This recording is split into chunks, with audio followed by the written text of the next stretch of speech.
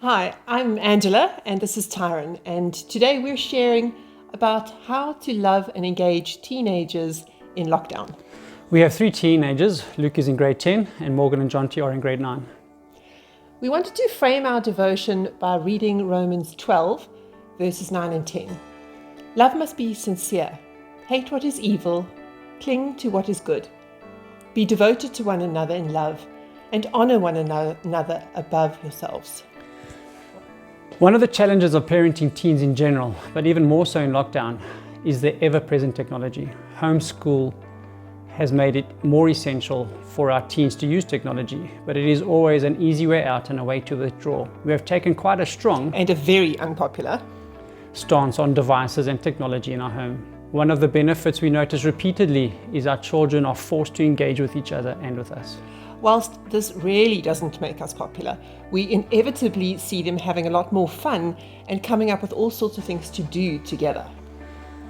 God is even more interested in developing our character than in our comfort or convenience, and as parents we have to do the same thing. He sometimes withholds things from us or denies us what we want in order to put us in a position where we need Him more or are able to develop deeper relationships with the people around us. We know that to develop the 1 Corinthians 13 love that we have been learning about, we need to be in relationship. We can't develop love in isolation, and we also can't love that which we don't know. So by creating space for interaction, for kindness, for conflict, for compromise and forgiveness, our children are building relationships that will teach them about love, and technology will never do that. A second way that we have loved our teenagers in lockdown is by being even more intentional. In the rush of life with matches and events, etc., we can miss the time to just be together. Lockdown has given us a longer than expected window without these distractions to really invest in time together. The danger is, though, that although we are together in the same house all the time, we're not really spending quality time together. So we've made that quite an intentional priority. Every day we have lunch together, and that often has a post-lunch table tennis match.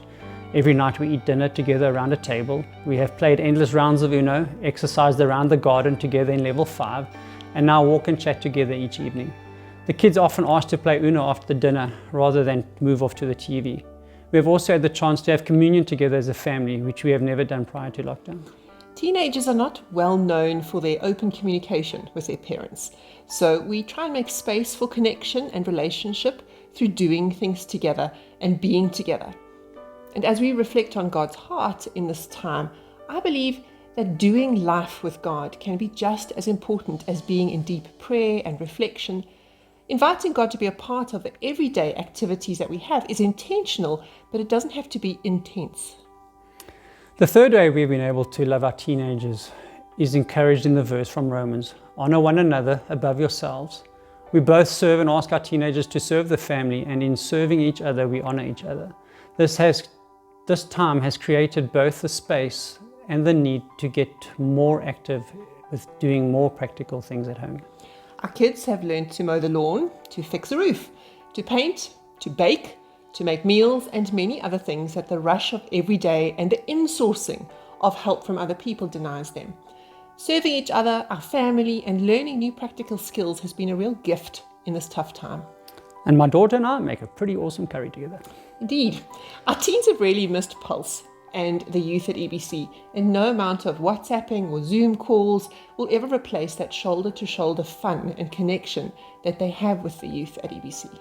We trust that how we have been able to love them in a very human, sometimes frustrated or irritated way gives them a sense of how God loves them and how He wants them to be as they grow. In Proverbs 22 verse 6 it says, "Train up a child in the way of the Lord, and when he is old, he will not turn from it." Parenting is not a sprint, it's a marathon. And we hope that the everyday actions that we took when our kids were small and continue to take now that they are teenagers point our children to God. For those families out there that have struggled through this lockdown, we would like to encourage you to seize the opportunities this time has brought. Hopefully you will be able to build family memories that will be looked back on with fondness and much love. One day when your children are adults, they will still remember the lockdown of 2020, the laughter and the things they were forced to do together as a family. May God bless the time you have together until normality returns, and may these last 10 weeks stand you and your families in good stead for the future. God bless.